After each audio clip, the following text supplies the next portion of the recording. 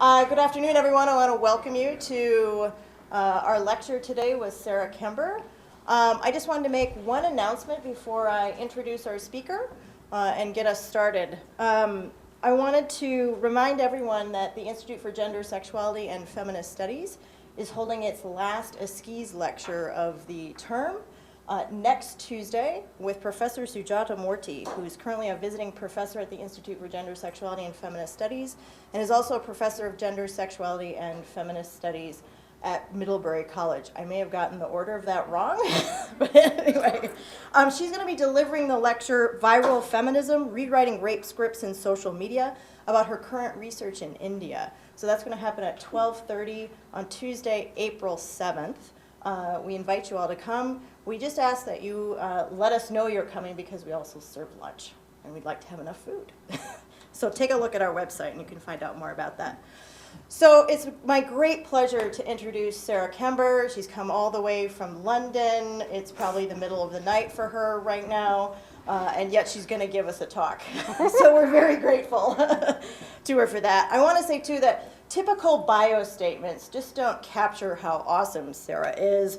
All of the range of works and practices, numerous accomplishments and contributions that she has made, both in terms of her academic work, but also outside of the academy in terms of artistic production.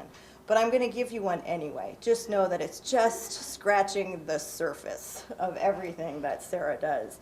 Sarah Kember is a professor of new technologies of communication at Goldsmiths, University of London.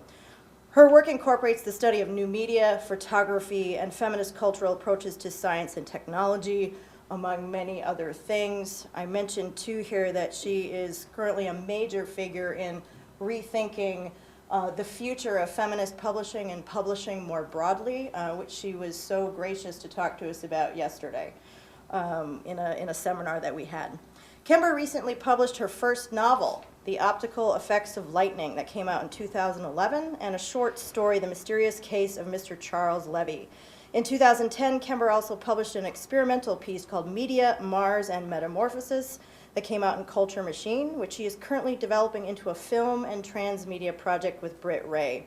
Her recently edited book, Astrobiology and the Search for Life on Mars, includes the full text of all of Percival Lowell's writing on Mars, as well as H.G. Wells' The War of the Worlds. Kember has co-authored a monograph with Joanna Zelinska entitled Life After New Media, Mediation as a Vital Process. Her other publications include Virtual Anxiety, Photography, New Technologies and Subjectivity, out on Manchester University Press, Cyberfeminism and Artificial Life, out on Routledge, and the co-edited volume Inventive Life, Towards the New Vitalism. She also co-edits the journals of Photographies and Feminist Theory, among other things. Today's talk is titled Ubiquitous Women, Everywhere, Everywhere, Everywhere. I love the repetition and the difference at the same time. We're going to hold Q&A with Sarah after her talk. I want to remind everyone in this room that when you ask your question, you need to hit the red button on your microphone so that we can hear you. And then when you're done, you should turn it off. And after we have the Q&A, there'll also be a reception to follow. So I ask you to please join us if you can stick around. So at this moment, please join me in welcoming Sarah Kember. Thanks, Carrie. Thanks for all coming out in the middle of the night. It's really good. Okay. So yeah, the premise for me is a lot of chat about things like ubiquity at the moment, and I wanted to say that it's kind of bothering me. I don't think it's a very effective chatting. I think it's problematic. I think there's trouble afoot. So given that I'm going to add to a fair bit of the chat now, I'll try and say what I think the trouble is, and I'll give an idea or two for how I think we might survive it or get through it in some way or another.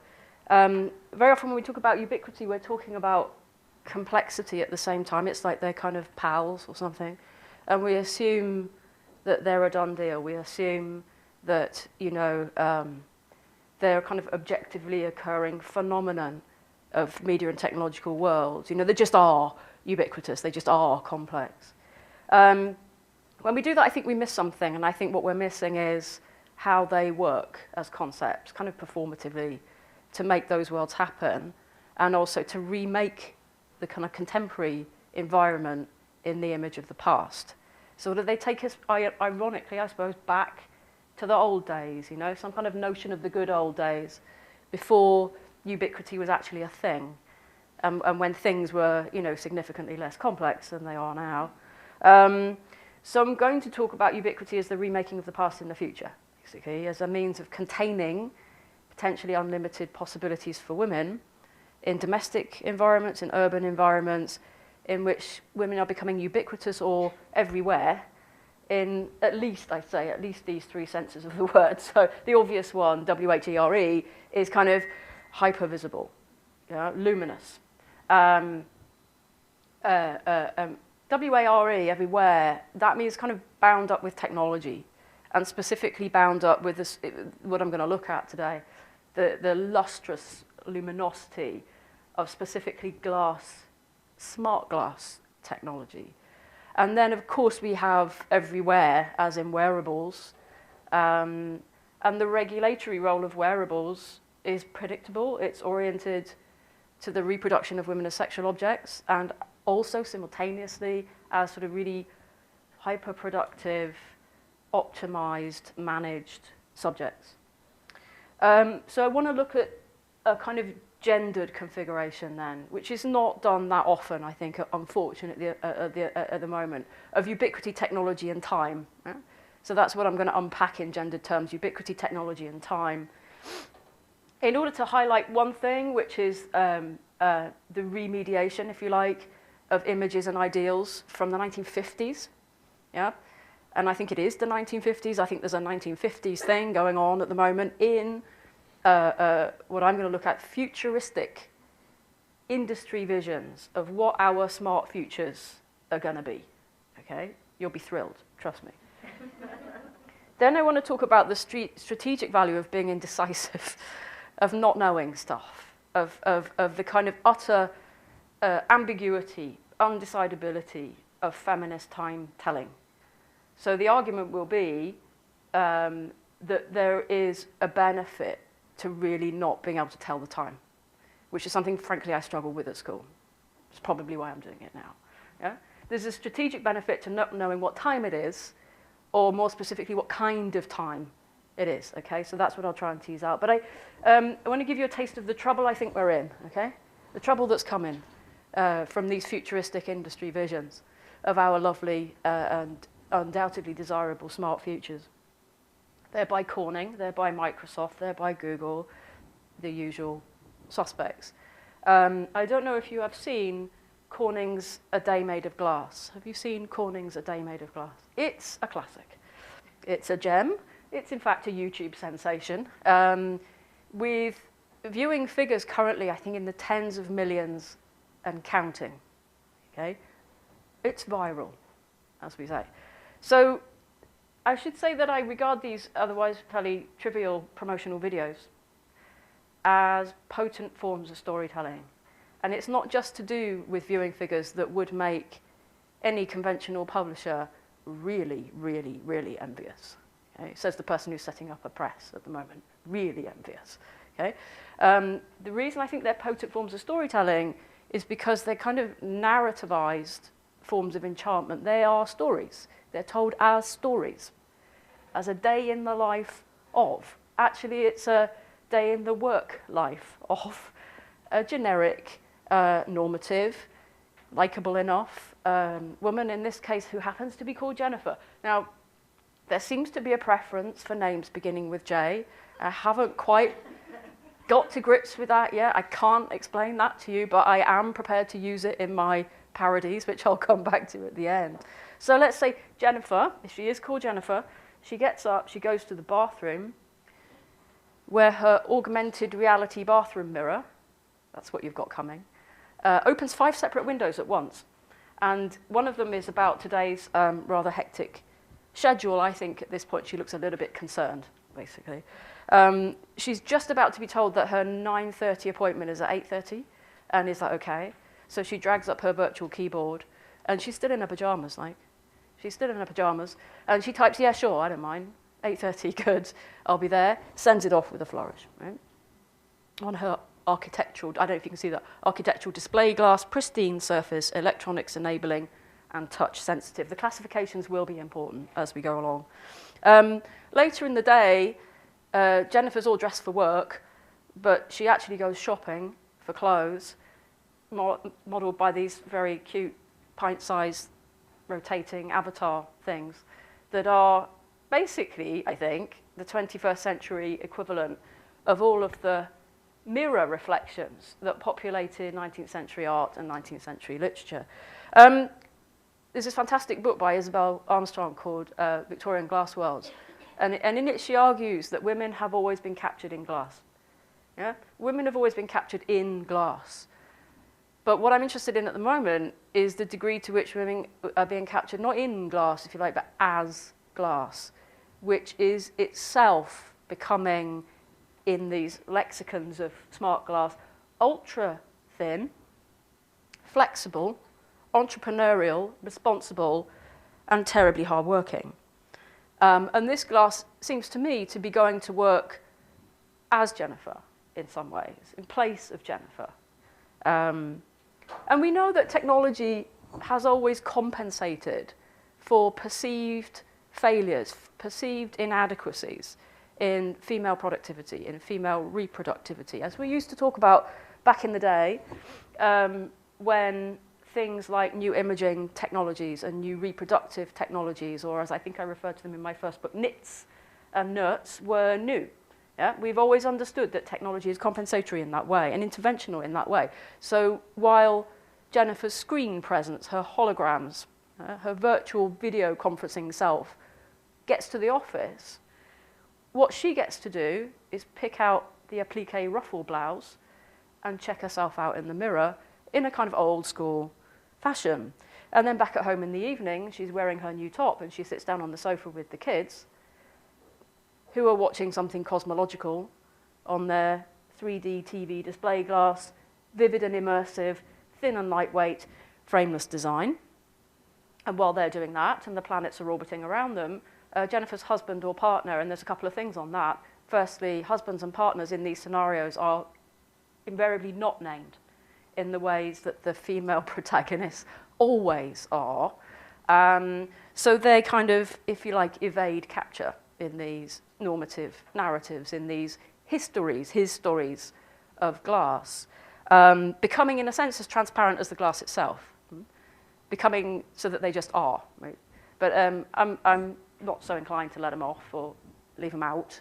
So I've kind of named them all the way through as the alliterative other half of whoever it happens to be, and it's very often Jennifer or Janet. So, you know, Jeremy or John will do. So let's just say husband or partner, Jeremy, and guess what? Jeremy's a brain surgeon. Just so we know, Jennifer goes shopping for clothes, Jeremy is a brain surgeon. By day, by night, he lies in bed reading H.G. Wells' The Time Machine, of course, on his portable display glass, ultra-thin, flexible, electronics enabling. Okay. And Microsoft's story is similarly invested in this alignment of productivity with future glass worlds whose likelihood of coming about is by no means contingent on Google's success, Google's failure with regard to, I must say, what other people have referred to as glass holes, and I don't know how that slide got in. It's nothing to do with me. Microsoft's story, it begins very similarly with a businesswoman, a very immaculate, smartly dressed businesswoman who's being picked up from Johannesburg Airport at 4 a.m. So it's 4 o'clock in the morning. And she sends a love heart to her daughter, who's missing her, clearly, from her translucent glass phone and pins it virtually on the kitchen wall at home.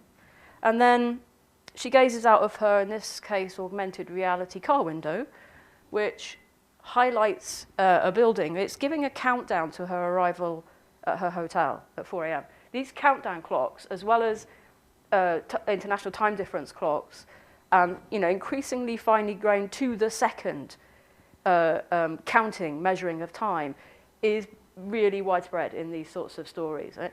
So the clock is counting down her arrival to the hotel. She gets this appointment location by highlighting a building. It says, your appointment tomorrow is here. Okay? So it's a 9-hour flight. She's still in the car. She's asked to review a proposal. She does it the minute she gets back to the hotel. It's not face down on the duvet. It's work the minute she gets there. And we find that Microsoft have happily added the hologram function to Corning's glass type so that the cloud that connects, she's called Isla, she's probably the one exception to the J rule that I've come across. Yeah? The cloud that connects Isla to her proposal literally floats in the air here, so I thought that was nice.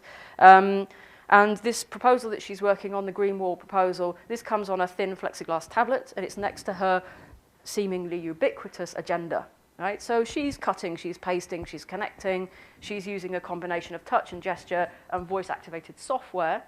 And the thing to note on that is the technology that's missing, the one technology actually that isn't there in these smart environments that are haptic, that are gestural, that are intuitive and immediate, is writing.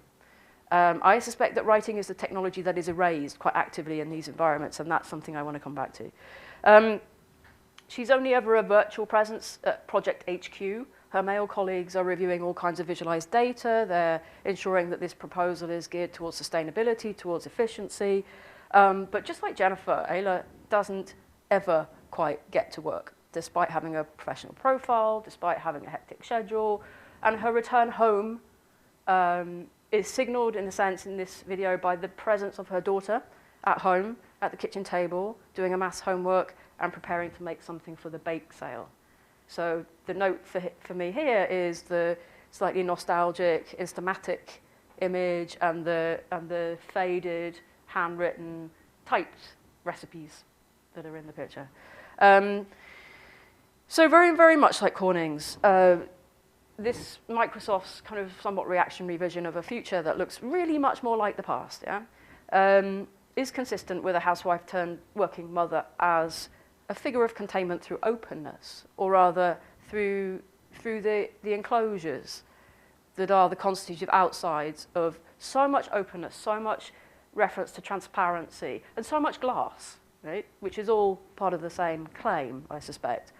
So glass technology opens out into a world of possibilities. They are social, cultural, communicative, they are ecological, they are economic, and personal and professional, and really very much like glass itself, those possibilities suddenly cease being fluid. They become increasingly actually demarcated and delimited. They become effectively novel variations, novel categorizations, too many categorizations, suspiciously many categorizations of glass here. Just these new ways of marketing what is effectively, I suppose, the same old thing, right? Glass is a very old technology. And the housewife and working mother, as we know, is an old, established regulatory technique. And I was interested that my colleague, Angela McRobbie, she picked out Deleuze's reference to luminosity, this kind of softer, more touchy-feely form of panopticism, in order to account for this increased visibility and scrutiny of young women with particular reference to future productivity. So they're prepared, for through our usual regimes of self-management and care and self-improvement for a presumably open, accessible, transparent, and egalitarian home life. And we should probably acknowledge that in these kinds of stories, Jeremy's cook. The Jeremy's cook. So a presumably egalitarian home life and workplace, which somehow, in the case of both Jennifer and Isla, returns them before they even get there, turns them back, and I wanted to use that phrase, turns them back, through its connotations of a spell. Right? So hang on to the connotations of a spell. They are turned back, as it were, into housewives, consumers, and mothers. And what we retain, what we keep, is primarily their kind of grotesque, metamorphosed substitutes. And I'm using grotesque in the sort of literal and literary sense of the word, in the fairy tale sense of the word, if you like, where the grotesque is a thing that's become another thing. I think there's a Cinderella story here. It's about scullery maids becoming princesses. It's about glass slippers becoming glass feet. Ultimately, what I'm seeing in these stories is glass transforming itself into a smart subject. It's transforming itself into a subject that is ultra slim, that is flexible, that is entrepreneurial, intelligent, interactive, and pristine. It becomes its own pristine, smart subject. And what we have of Jennifer and what we have of Isla is, in effect, their digital doppelgangers, their virtual skins, and this luminous, lustrous glass presence. And this adds value to products, clearly. We know about what it does for smartphones. But it also adds a sort of soft porn, soft focus scrutiny to women who then, for me, are everywhere in all three of the senses of the word that I've evoked, including, not least, WEAR, wearables. So I wanted to talk a little bit more about that. I don't think there's been a great deal of chat about the conjunction so far of women, wearables, and work, and I thought I would highlight how this focuses on bras and pants, basically. Well, it does. Jennifer and Isla's, they've professional profiles. They have daunting to-do lists. They have millions of contacts. And they have health check apps. Right? The Ubiquitous health check app. So we're dealing with health checkers, fitness trackers, smart bands, the sort of stuff that's associated with the phenomenon of life logging and self-quantification, which is oriented towards the, I suppose, superficially sanctioned, but increasingly obligatory obsession with measuring personal data.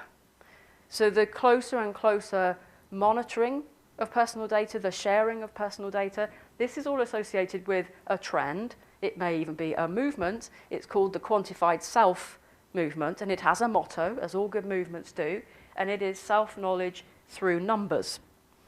And the idea is that the exam in life is associated with data points, quite simply that. It's blood pressure, heart rate, BMI. Yeah?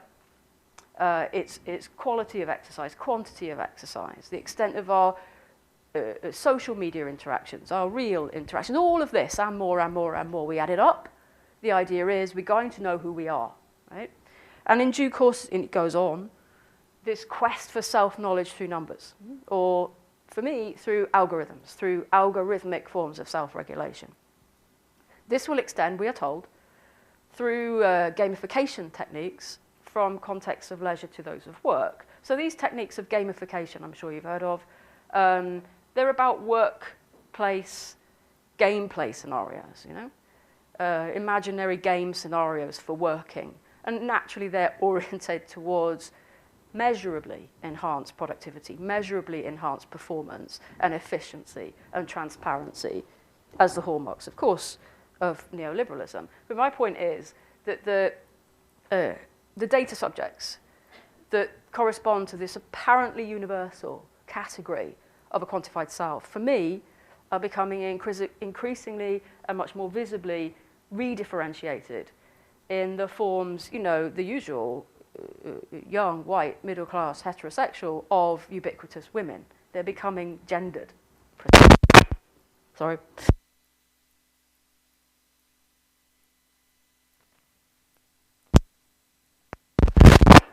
I haven't switched off. Have I? No. Yeah, okay.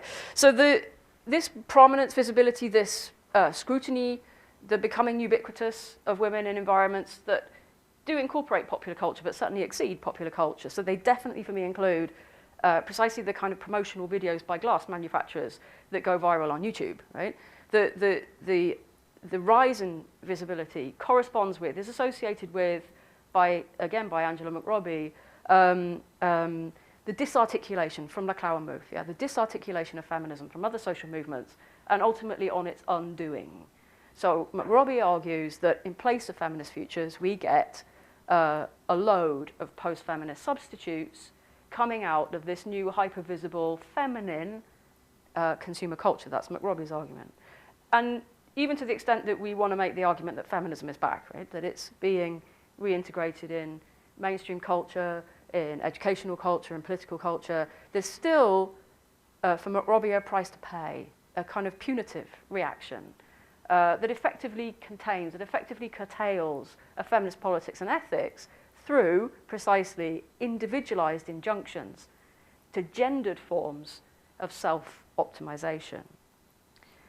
So for for McRobbie in The Aftermath of Feminism, for Laura Bates in Everyday Sexism, this substitution, this effective containment of feminism is marked by a veneer of equality in the context of employment, of education, of consumer opportunities. And it's also marked by a kind of knowing, jokey, ironic form of sexism that gets passed off as banter.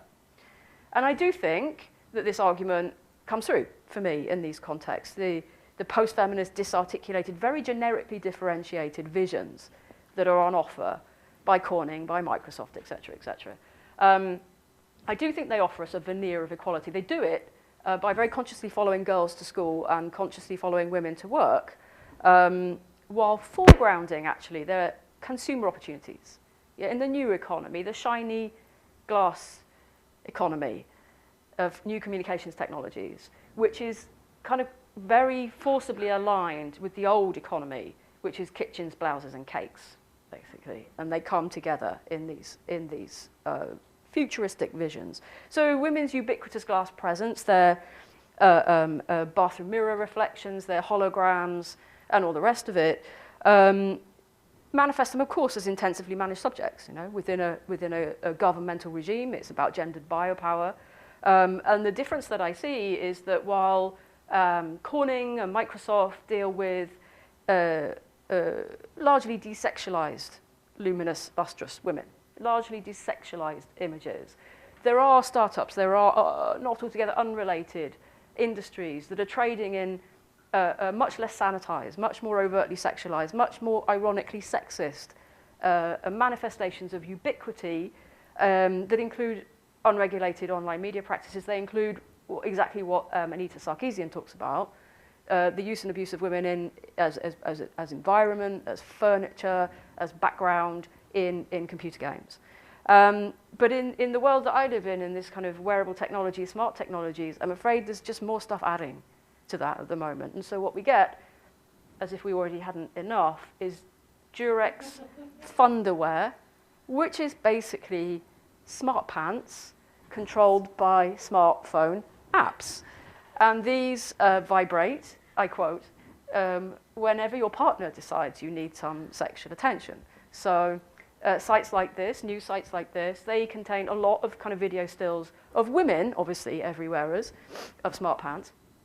And they invite their viewers, their readers, whoever they are, to contribute slightly witty and inappropriate comments.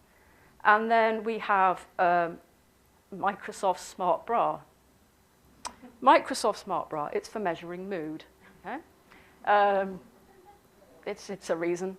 So they emphasize the health benefits, yeah, of stress detection. They're emphasizing the health benefits of preventing stress-related overeating by using integrated sensors that will monitor your heart rate and your skin activity.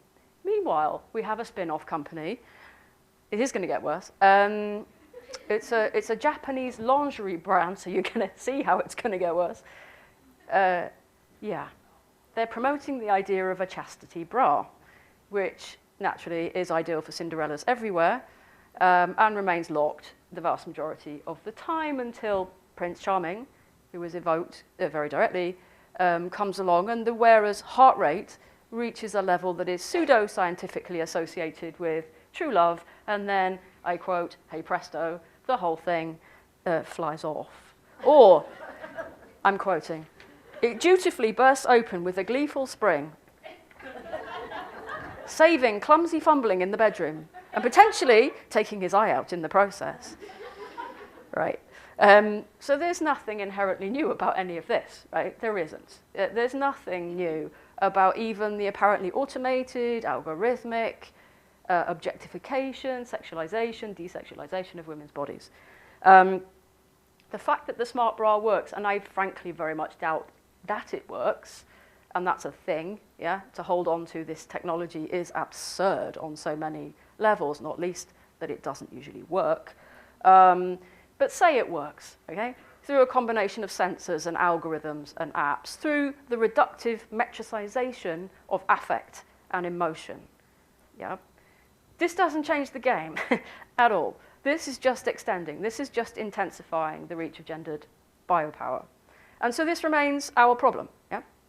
And to what extent is it a problem that is becoming further entrenched, that is becoming more unreachable in contexts, in environments in which, arguably, feminism is undone, not just through jokiness, not just through illusions of equality, but through, if you like, internal disarticulations or internal oppositions, internal dialectics. So what I've been doing in this book I'm working on at the moment, it's called iMedia, The Gendering of Objects, Environments and Smart Materials. What I've been doing is looking at dialectics of structure and scale, of epistemology and ontology, and of objects and relations. Now, specifically, I've been concerned with the extent to which we are witnessing another turn.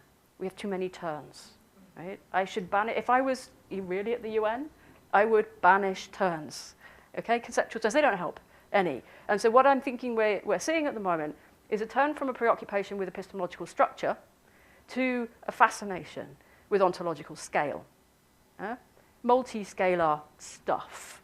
We don't want to talk about subject-centered humanism. We're post-human now. We are, in a sense, in a teleological sense that's very disturbing, after the human. After the human, we have objects, environments, and materials as things in themselves. Do we want to do this? I put it to you. I don't.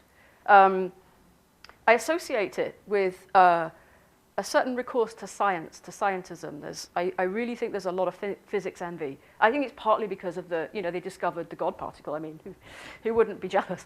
There's a lot of physics envy. There's a scientism, and that's always allied to masculinism. I think we have the exact problem that the radical feminists of the 70s were talking about when Xavier Gautier, for example, wonderfully phrased it. For me, wonderfully phrased it. This frightful masculine fashion of speaking in order to be right. A situation she finds ridiculous, yeah, and that feminine writerliness and feminist writing were designed to destroy, right? So until or unless we get that stuff back, and guess where I'm going with that, what we have, I think, at the moment, is a lot of discovery. We have the rediscovery of the real, after the split of real and ideal. It's coming to us, it's being presented to us very generously in a benign and masculinist way within ecological and archaeological approaches to this sliding scale media, multi-scalar media. And we're getting it through a range of object-obsessed or technically oriented philosophies that I gather up in this book and very rudely refer to as oops thinking, okay? This is oops thinking. And rather than kind of go on about it now, because I'll just rant for the next half an hour, I want to look at how this particular dialectic I'm concerned about, which is structure and scale, I think it's flipping, yeah? And that was really never the point of critique. How that kind of implements, how it organizes fundamentally different conceptions of time. And so in doing that, I'm saying that time is at stake in these environments of ubiquity. And that feminist time-telling is of real strategic significance in doing something, in confronting this ridiculously, ironically sexist configuration of women and wearables and work. Okay? So it becomes about a question which I really, really think we need to keep open. We do not need to answer this question. We need to stop trying to answer this question. So, co-constituting, as I think they do, as I'm arguing they do, the objects, the environments, the materials of contemporary media and technology, ubiquitous women, this category that I've made up, are emerging both as time and in time. I'll try and explain the difference. Emerging as time and in time. Okay? Emerging as time, women come to matter, they materialize, they signify in potentia. Yeah? As subjects affirming, you know the Karen Barad phrase, the multiple relationalities of becoming, of which we are a part. Yeah? So emerging as time or potentia, defined by Rosie Braidotti as the desire to become. Yeah? Women are construed as primarily ethical subjects, open to multiple minglings, multiple interactions with beings, with forces that are beneath, beyond, below, above. The scale of human perception. So time as potentia brings in the scalar approach and ousts, it seems to me, in a way that's not helpful, the conventional, measured, clock, structured approach to time, okay? So we're getting a shift from scale in favor of scale, away from structure. So the subject in a scalar approach to time is a process, yeah? It's a becoming. It's not becoming anything in particular. It's just emerging as part and parcel of this generative process of life. And time and life, of course, are synonymous for vitalist philosophers like Bradotti, like Elizabeth Groves, who talk about apersonal, impersonal forces, that's vital forces, disrupting identity formation. Okay? And reintroducing, now I question whether reintroduction is necessary here, but reintroducing in their framework nature into the cultural realm, matter into discourse, and precisely ontological scale into our habitual epistemological structures of gender, race, class, and sexuality. And it's through, too, this notion of time as potential that both of them, both Rosie Bradotti and Elizabeth Groves, offer us an alternative affirmative feminism. Yeah? An alternative affirmative feminism beyond, and this is the argument, it's not my argument, beyond the humanistic confines of identity politics. Now, I'm steeped in that philosophy. You know, I don't want to equate their arguments or simplify their arguments. These arguments for me have been and continue to be and will always continue to be an incredibly rich and inspiring resources. I'm sure they are for you too. But I do think that in insisting on this notion of affirmation as an alternative, this openness to potentia or faithfulness to potentia as an alternative feminism, that's where we get opposition, that's where we get dialectics, wrought significantly from a non-dialectical impulse. And that will be significant to where I come in. So Bradotti sees her project of affirmative alternative feminism as a relocation project, a rebalancing project, yeah?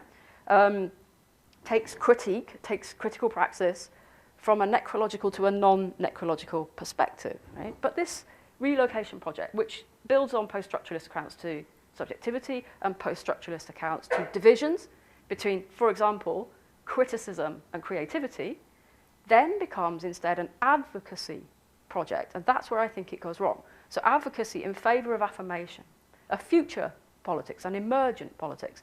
This takes place in relation to sets of assumptions about the present, right? About the violence of the times.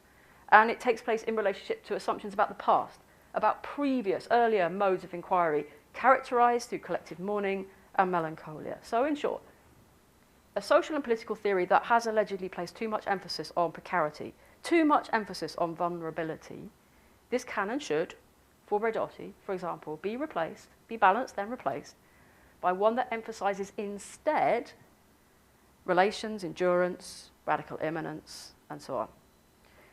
But I think we need to be careful, and I think we need to note an inconsistency, for example, in that this affirmative alternative rests on precisely the kind of structured approach to time, simply past, present, and future, that it otherwise tries to get rid of, and that it builds on a deconstructive criticism that it otherwise deems to be far too negative. And those moves need to be exposed, I think, because they are inconsistencies. So again, it's about, for Bradotti, relocating the work of critique from a negative to a positive, from a present condition to a future set of possibilities and alternatives. And this rests on a time continuum that indexes the present on the possibility of thinking more sustainable futures. And for me, it fails to move beyond dialecticism because it restores in the attempt to abandon oppositional thinking. We get affirmation as an alternative, as an opposite. We do not get it, for example, as the constitutive outside of negative affects, which arrest movement, which block becomings, which freeze us kind of on the spot, as it were. So these negative affects for Bradotti, it's almost like she's asking us to do something quite magically transformative again, to transform them, to transcend them even, yeah? Through what might be, for her, in her words, an act of faith in the power of life itself, an act of faith in potentia. It's a tough ask, I think. And Elizabeth Groves, similarly, goes for this vitality of potential, this affirmative alternative feminism, through a more radical opposition to critique as negative defensive affect. And it's interesting for me because I put together critique and writing quite a lot. And for Elizabeth Grosz, those two things need to be prized apart. And I think she's doing that because then you can use a quest for inventiveness, a quest for creativity that's detached from and denied to the critical tradition. I don't think we need to do that. I don't think we need to detach inventiveness and creativity from the critical tradition. For her, writing is an affirmative alternative to the usual critical gestures. For me, writing is a manifestation of the usual critical gestures. We do not need to abandon critique to reach for creativity. We don't. Okay?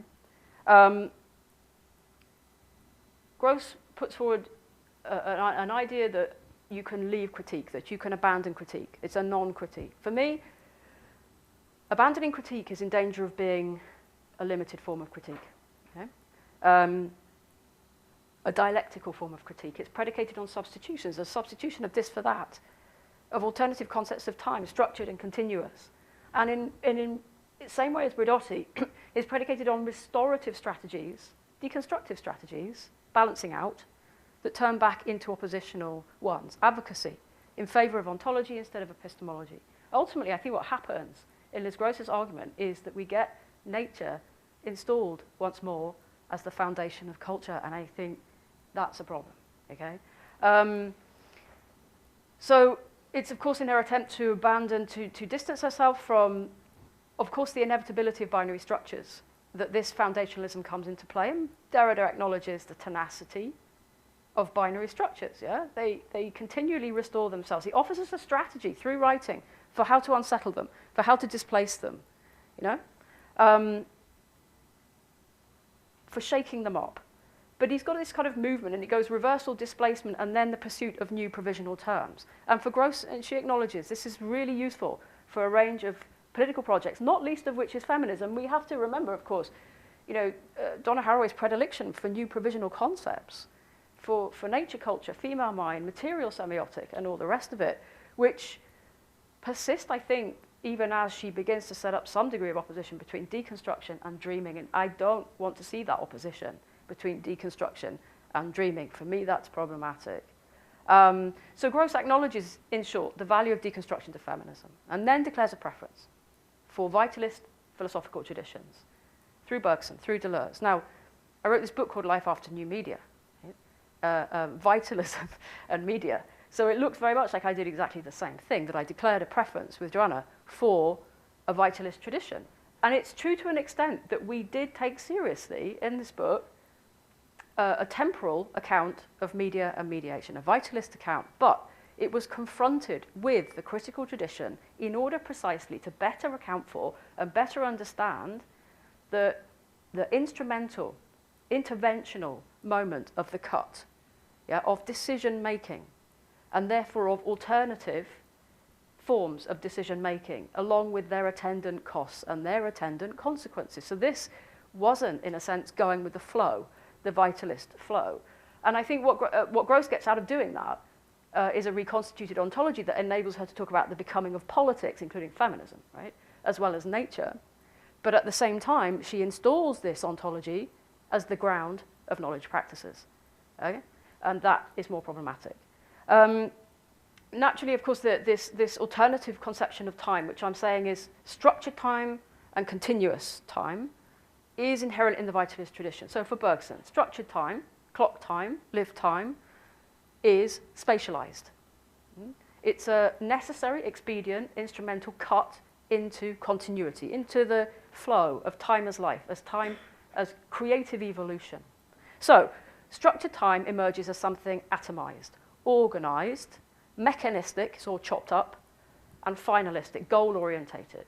It's oriented towards teleologies of progress, of performance, of productivity, and of potential. So what I'm saying, that these two different approaches to time that we seem to be dealing with at the moment, one is potential and about managed and optimized time. The other one is potentia, which is time as life. These are actually co-constituted, right? And we shouldn't choose. So my worry is, in short, that if we keep making these choices, potential or potentia, managed time, optimized time, productive time, and something more oriented to emergence and evolution and creativity, if we keep carrying on doing that, and we go for these substitutions, and we go for these alternatives, and we go for these oppositions, what we end up with is a limited feminist critique, not a non-critique, not a relinquishment of critique. That doesn't work for me, okay? I think if we try to critique within our critiques, do you see what I mean? It's a bit like writing about the end of writing. It's been done. It's a bit like men declaring the end of men, which I think they have a tendency to do when they are male theorists of the Anthropocene, for example. I hear too much men declaring it's the end of men, and I think, really? No, it's Maureen McNeil has written that all this is a little bit disingenuous, okay? So if that's what we're doing, and the cost of that might be that we end up with a slightly impoverished feminist political theory, then I suggest that a slightly more effective approach to understanding and to doing something, to addressing the new ubiquity of women might be predicated on cutting again and against, intervening, right, from within, not opposing, but intervening from within, creatively and critically, in the cuts in potentia that industry as a form of governance keeps on making by micromanaging women in time. Okay? So I'll rephrase that as a question. It takes us back to our lovely stories. How might Jennifer's bathroom mirror schedule or Isla's car window countdown be countered, be reversed, be provisionally refigured? Is there a time machine for women? I think that's a juicy question, actually. Is there a time machine for women? And I don't want to preclude anybody's questions, but I'll try and answer it if you want. So, in a minute. Is there a time machine for women? Answer in a second. If time is the mechanism, if glass is the material for openings and closures, which I'm suggesting that they are, what can writing, as a queer feminist practice that is both affective and interpretive, do or make of them and make with them? And I'll boil that question down even further, because it's not my question, because it's been asked before by Ellen Sisu, and the question is, what can writing still do? Okay, I'll answer that as well if you want, or I can leave it open. So when it comes to writing, I experiment with it myself a fair bit, and the reason I do this is because I think it is both a deconstructive and reconstructive strategy. I think it's about wording, and I think it's about worlding, and I think what's great about writing is that it will not be resolved into divisions, such as feminism and queer theory, such as negative and affirmative. It won't fit in those oppositional structures. And what it does do, for good or ill, and I'm quite prepared to put my hands up on this, is it reorientates me towards feminist traditions of writing, principally, namely, parody, satire, and irony. So this is the bit where I have to acknowledge and recognise that my argument is actually a pretty tough sell, because weren't parody and irony always a bit dodgy as forms of criticism? They weren't reliable. They didn't always work. They're dubious forms of criticism. So, and that happened, we knew that, we've known that, way before any of us thought that we might try and abandon criticism altogether. So why am I dragging us back to feminist forms of parody, satire, and irony? I'm not absolutely terribly sure, but I'll try and explain. The definitions, the differences, that's not necessarily of interest. I think they're open to debate still. But the efficacy of these strategies rests arguably on conflict, on the degree to which they're able to introduce tension that is unresolvable, that is irreducible into a situation. Frederick Jameson saw that tension, regarded it in terms of critical distance from the text. Yeah? And they never did that in a reliable way. Yeah? So the communicative space of irony, the communicative space of parody, has always been unstable and remains unstable, even as the conditions of possibility for that kind of writing continue to emerge. So The fact that in the UK at the moment we now have, quite recently, copyright exceptions for parody, especially online forms of parody, isn't, for me, a stable indicator of either conservatism or creativity in cultural political contexts in which those two forces or impulses are enmeshed. You know, and they're particularly brought together through the dominance of concepts like innovation. Innovation is a resolution between the conservative and the creative. Now, in that kind of context, I think the work of parody and irony is important, even though it's unstable, even though it's unreliable, in the possibility of recreating tensions, basically, more or less. Yeah? So I'm advocating a strategy that is about recreating tension and conflict, however unreliably. It's a cultural political work that's vital, I think, even as it fails catastrophically, even as it goes wrong and the tension collapses and antagonisms become the sort of moralism that gives us non-ironic, ironic sexism and histories of misogyny, and then that is a tough sell.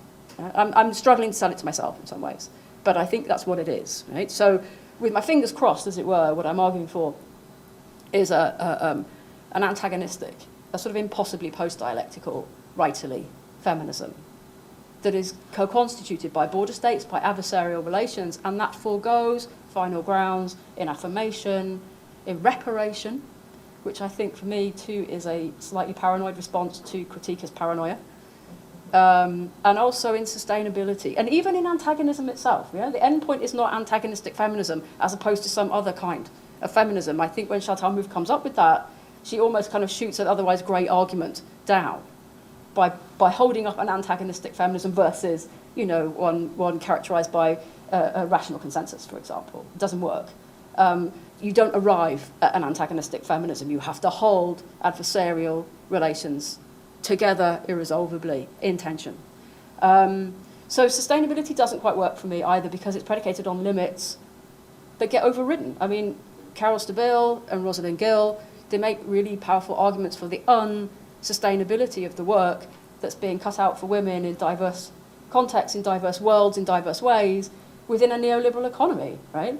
So if we find with the Laura Bates and the Anita Sarkeesian, who have really struggled and fought in these environments, and caught up as Sarkeesian is in Gamergate, if we find that our capacity for endurance becomes limited, in a sense, by its underlying conditions of possibility, then I think probably feminism should reorient its strategic intent, creative, critical intent, towards, in a sense, simultaneously, I think this is what I mean, simultaneously, the endurability and the unendurability of these ubiquitous, smart environments that we find ourselves scrutinized within. So that's by and large it. I do have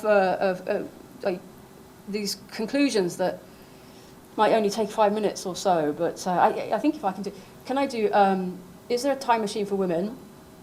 What can writing still do? And the value of impossibly post-dialectical feminism in 5 minutes. I'll do it now. Is there a time machine for women? No. That was quick. It reminds me very much of Sisu's Life of the Medusa, where she says, well, we're caught between a rock and a hard place here. We're between the abyss and the Medusa. Let's get out of here. Let's get out of here. Well, if only we could. If there was a magical time machine that went backwards and forwards in time, we'd have gone, right? All gone. But what we have, maybe, is something provisional in the ongoing boundary work, in the boundary states, the tension between potential as managed and optimized time, and potential as time that is effectively unmanageable. Okay, so I've taken Isla and Jennifer, and Janet, and all the rest of them, and I've refigured them in the central character of this new novel that's been in progress for some time, and I imagine still will be if you ever see me in a year or so's time. Anyway, this novel in progress, it's called provisionally A Day in the Life of Janet Smart. It's a parody. And Janet's day is really, really quite a day. It's got lots of international travel. It's bending, stretching, creating dimensions in time. It's regulating her, it's extending her in time as time, yes. And through the extent to which she lives through this day, and I'm not quite sure yet that she does live through this day, But to the extent that she does, she becomes the agent of her own reconstitution as a political subject. And that reconstitution is premised on the tension between Homo economicus, as Wendy Brown puts it, and its constitutive outside, and that's where it hangs, as it were. What can writing still do?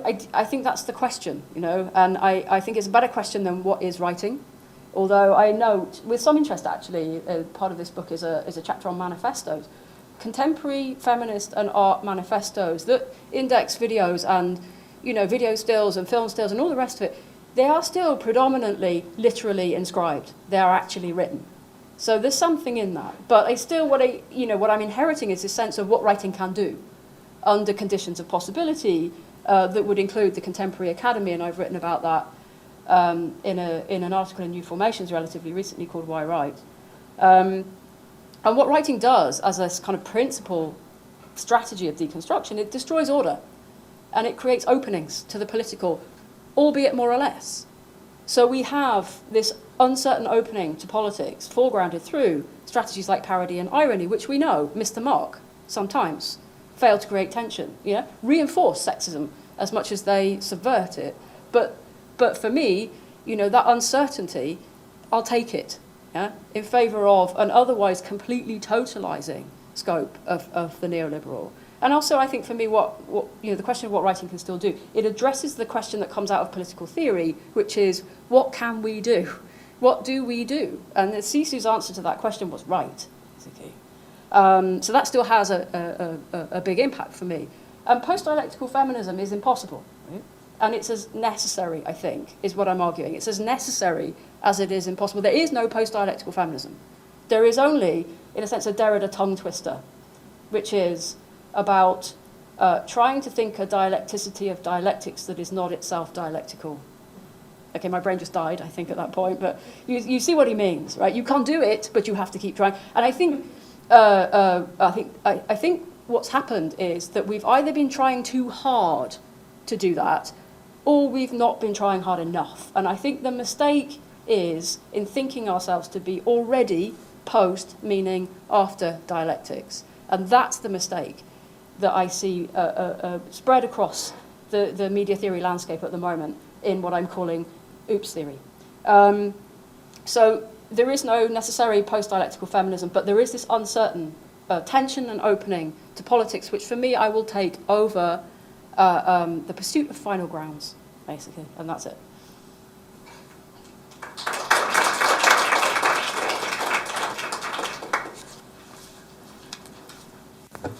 Thank you, Sarah.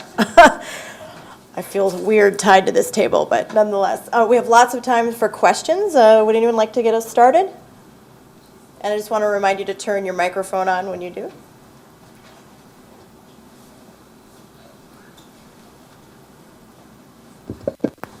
That picture you showed of the bra, that's the most interesting device I've ever seen. What happens when some 12-year-old hacks into the software and? Exactly. I don't think you need to be a 12-year-old hacking into it. I think I think what's marvelous about such horrors, if you like, is I was hinting at before, is the fact that it probably the chances of it working are probably about 1%. And there are many contexts in which this is serious and also ripe for hacking, if you want, for messing around with. And I think that's one of the kind of key feminist strategies for the absurd, the hubristic, the sexist claims that get made in these kinds of contexts. Is the first thing you will want to point out is that stuff doesn't work, right? We've never been very good at doing intelligent technologies in a context in which we have never collectively, culturally decided what intelligence means. And the same problem persisted when we tried to build, artificial life technologies, because, even the biologists don't know what life is. So the idea of modeling it was always a little bit ambitious, shall we say. And although these smart technologies, they kind of correspond to a seemingly less overtly hubristic claim, because they're about kind of enhancing the bras and pants, things we know about, and environments, domestic environments, kitchens and tables and chairs. But they're not, and they make absurdly totalizing claims. And I think that, that whole kind of context of intelligent environments and smart environments is predicated on a claim that's very easy to pull down by pointing out that the technology itself invariably fails. And then you've got all sorts of inroads with, messing about with those technologies. And, I work also in the context of stuff on face recognition technology. And that's also great because, it's very totalizing. It's all about surveillance. It's all about control. It's all about capture. But face recognition technology doesn't know what a face is. A computer doesn't know what a face is. It knows what patterns are. So if you hold a cardboard cutout of your face, it's really none the wiser. And it certainly can't deal with, anything like facial hair or glasses or expressions that aren't completely standardized. And I think that kind of model of a failed technology doesn't preclude them being very powerful claims. And that we should, I don't think we can afford to be dismissive, but I think we can afford to predicate critique on parody and pointing out that this stuff is wrought through failures. Hi, thank you for your talk. It was really wonderful. Really enjoyed aspects of your critique or criticisms against Berard and Berardi. And I was just wondering if you can expand a little bit about that, and also kind of how that sense of formation informs your thought for satire and irony as a mode or strategy of kind of having this sense of criticism within our work.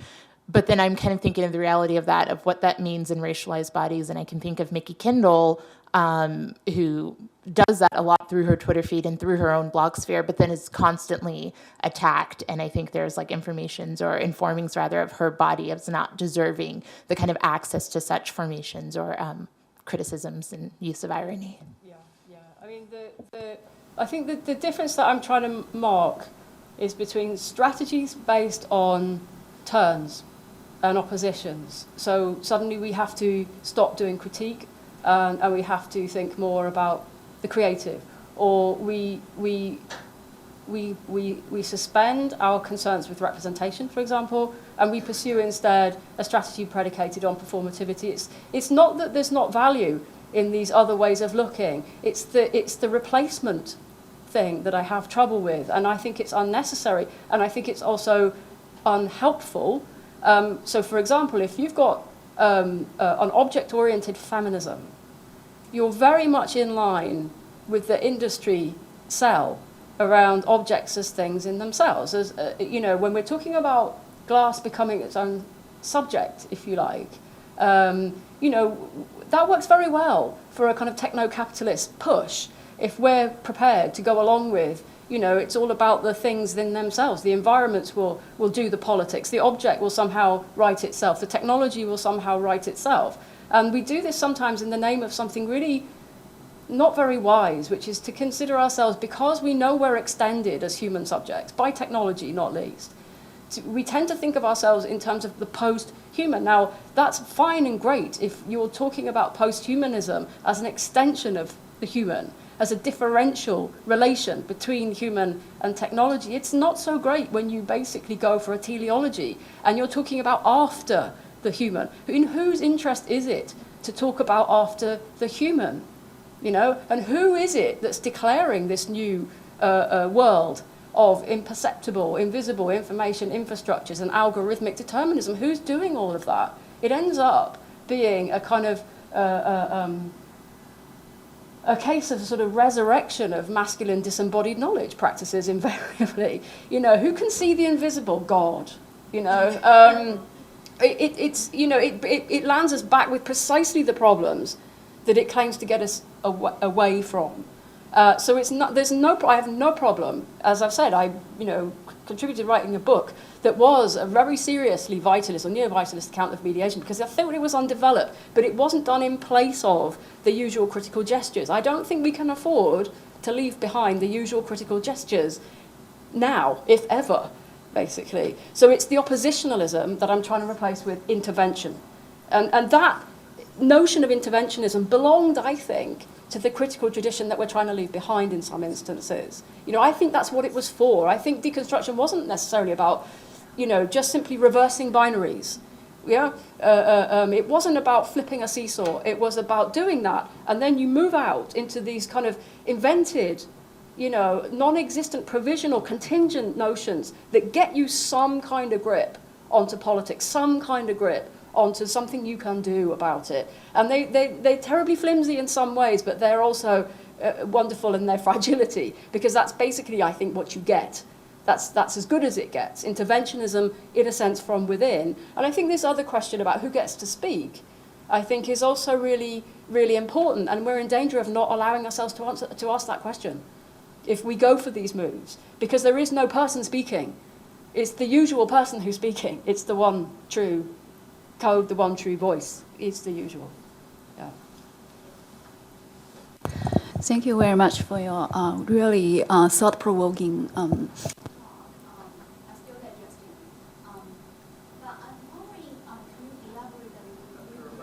Can you turn your mic back on? I think you turned it off, Joe.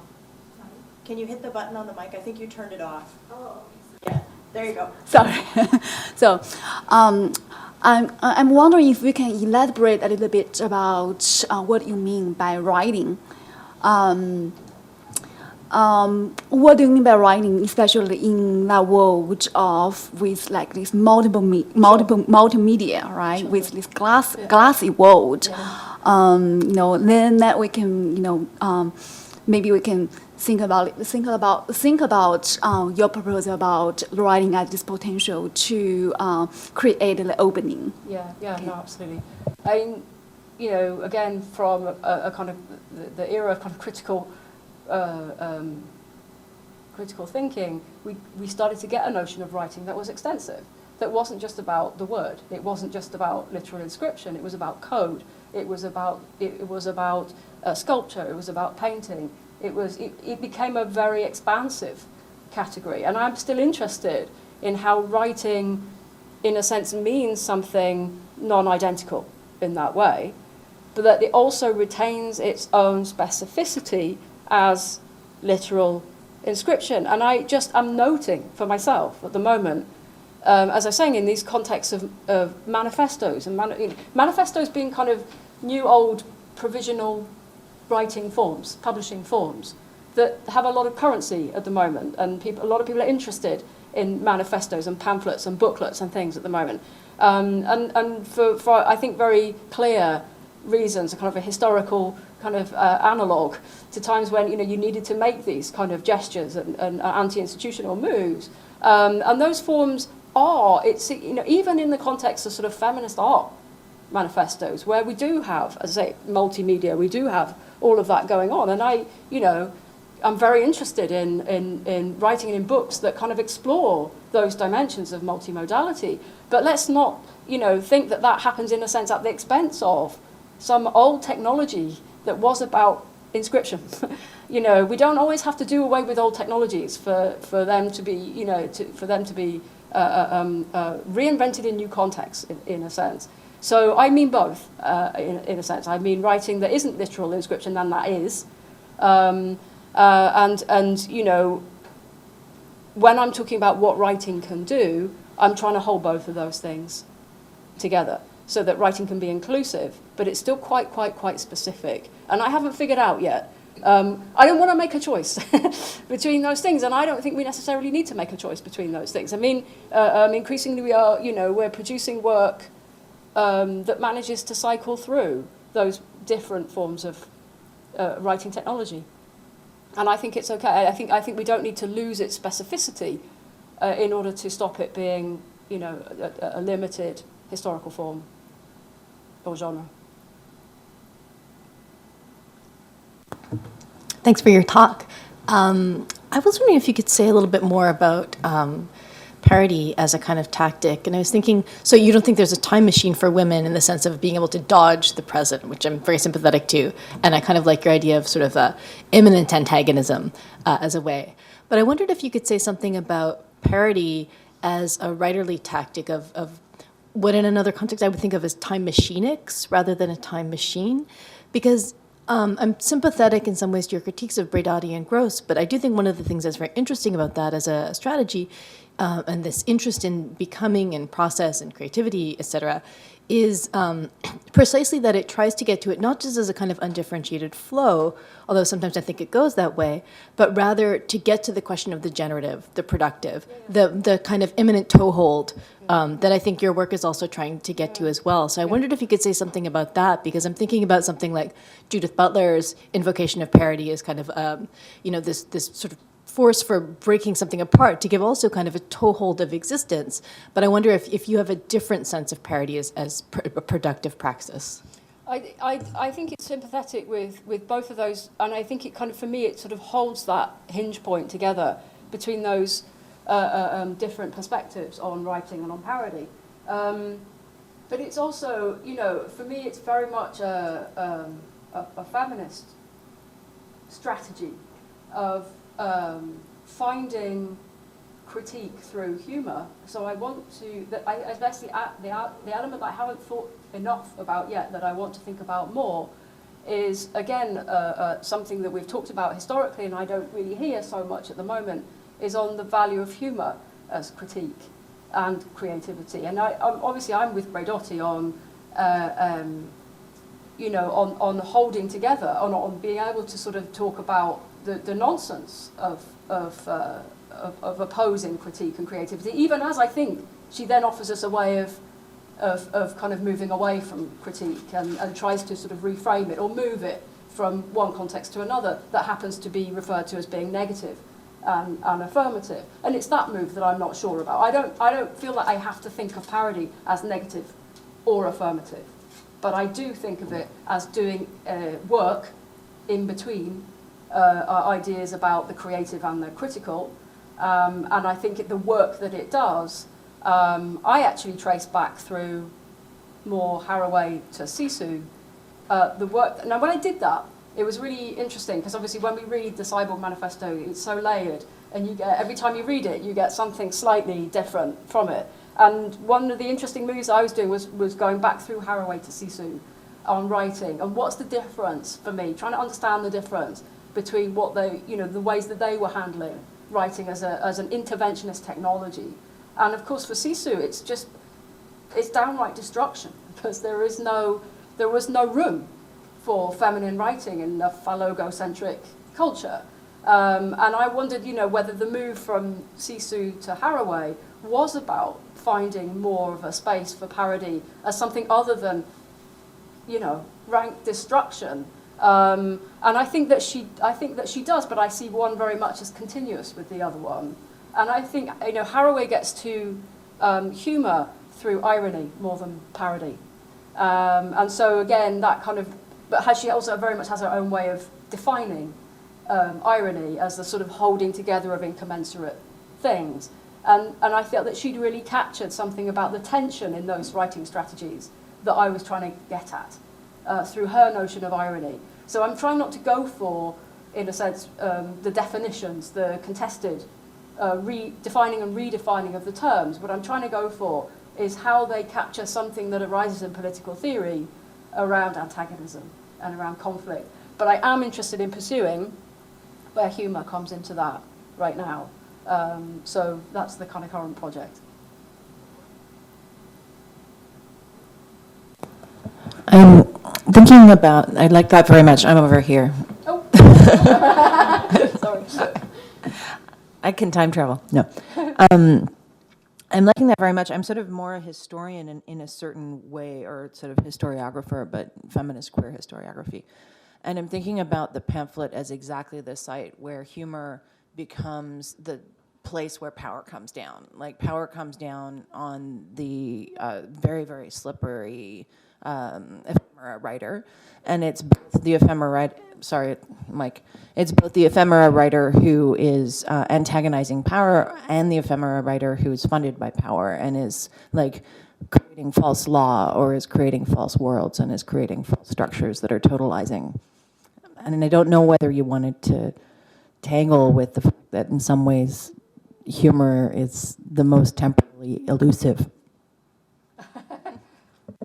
It is. I know I'm in trouble with this stuff. You know, I think because the work that it does is unstable, it's troublesome to be with. But I'm looking at that in context of what even unreliable tension, conflict, antagonism can do in contexts where politics, you know, is well, what a lot of people are talking about, you know, the end of politics and talking about the totalizing elements of the neoliberal. You know, if what's happening, and there's something that maps the kind of totalizing scope of this sort of technology. You know, it's everywhere technology. It's ubiquitous technology. It's got built within it this kind of universalizing, flat ontology claim, and within that we have critical options, as it were, that kind of are about the generative and they are about the negative.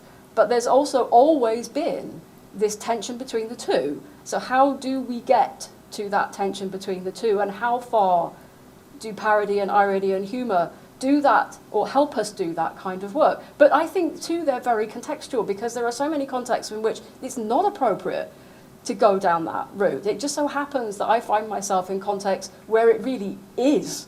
You know, I work on astrobiology and the quest for life on Mars. I work on the notion of a smart toilet and talking bathroom mirrors, and you know, it's kind of sitting there going, parody me, you know, laugh at me, laughing at you, and it's kind of, I can't somehow help myself, and I have to account for the legacy of work that's been done in those areas and what it can still do in those sorts of contexts, whilst recognizing that it will always be limited, and that I'm already seeing it utterly collapse and utterly fail and make our lives worse.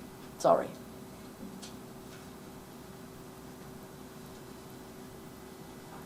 I want to ask a question, if that's all right. It seems to me that there is a lot of funny feminism all around us. And I'm thinking of Ayana's question about Black feminist Twitter and the work that Mickey Kendall is doing and the sort of feminist memes that are circulating. And so I'm kind of interested for you to sort of hear what you think about sort of what is going on with contemporary feminisms right now that are intervening in places we haven't seen before, unexpected places that are getting broad circulation, and things that are funny move and get shared. Right, and so those are modes of writing, but I'd say more, they're modes of writing, but I also think they're just modes of cultural production, Yeah. right, that maybe writing doesn't fully capture, Sure. but are deeply critical, Sure. also really funny, very derisive, often forms of humor, Yeah. that I think are maybe making the kinds of cuts Sure. you're trying to look for, but in places that, you know, again, that aren't maybe as sort of visible to our sort of normal ways of, or sort of historical ways of thinking about where feminist cultural production happens, that we have to look at different sites. I'm just sort of interested in what you're thinking about contemporary feminisms as doing some of this I don't work, think I've or been thinking not. about that enough. I think you know, in a sense, I'm aware of the kind of, you know, the slight upping of the ante that's been going on through kind of new forms of feminist publishing. I think new forms of feminist writing are kind of, you know, kind of emergent within that, and certainly expanding this category of writing, I think, is emergent within that. But I've actually been looking at where I think, you know, the opposite thing is happening, where I actually think that there's this kind of tendency to do something, and I want to shout, no, stop, you know, don't go there. And, you know, I particularly in the context that I find myself, this kind of all too willingness to abdicate somehow those kinds of strategies that you're talking about, which I agree are there, and are deployable and are part of a community of practice that, you know, I need to now sort of find and circulate and contribute to mobilizing. But I think the opposite tendency is so worrying and has so worried me in these contexts that I've been looking far more at that tendency to say, okay, well, look, we're post-human, and in these post-human contexts, right, you know, what does that do for us? And I'm thinking disaster, that's what it does for you. It's absolute disaster, don't go there. You know, and it's got a lot to do with, you know, you can't do critique and you can't do writing and you can't even do an expanded notion of writing if you consider yourself to be after the human, because those are, you know, it's when people are arguing about let's get rid of narrative, let's get rid of representation, let's not do storytelling. And I'm thinking, do you know what Google does? You know, how do you see what Corning is doing? This is, you know, storytelling is still where governance is happening. So why on earth would we want to relinquish that? So yeah, then the next part of that is obviously to connect out to, and I've been doing more of a feminist genealogy on that, I think, going back to what Haraway says about writing, to what Sisu says about writing, and kind of trying to pull that thread through to the present, and then, you know, connecting up with, you know, where, and I work with people, I'm writing with people, including Joanna, including two colleagues of mine at Sussex, and I was telling you about this book that we're writing at the moment, that's really, you know, prepared to take it to another level, but without really quite knowing what that other level is, but having a kind of sense of where the real problems might be. And in terms of writing academic monographs, one of the problems is, you know, citation practices and, you know, and all those sorts of things we were talking about yesterday. And so what can you do with that? You know, so these kind of very pulling out where the problems are and then kind of really seeing what you're prepared to do in relationship to this kind of set of critical and creative practices that you've inherited about, you know, a kind of boys' clubs of citation. And, you know, so what I'll go as far as, I don't know, we seriously thought about leaving out all of the gender pronouns. Doing a perec, you know, taking a whole book with no he in it, or a whole book that doesn't reference any work by men, and it's hard, actually. It's really just technically too difficult in the end. But, you know, there's kind of fine traditions of kind of ranting sorts of writing, polemical sorts of writing. How far can we go in context of, you know, and there are still real constraints there, even with the innovations and the interventions that are being made in feminist journal publishing, which I think are quite interesting. They're very, very interesting. But I still think that we're limited by conventions and traditions of publishing and what an article is and what a book is and what a student essay is, and we need to address all of that as part and parcel of it as well. I want to thank Sarah. I know that there is a class coming in here at 6, apparently, which we just found out about. But we have a reception that's happening right outside in the hallway, and I hope you'll hang around. You'll ask more questions of Sarah and have some conversation. And thank you so much for coming, and thank you, Sarah, for a really stimulating conversation.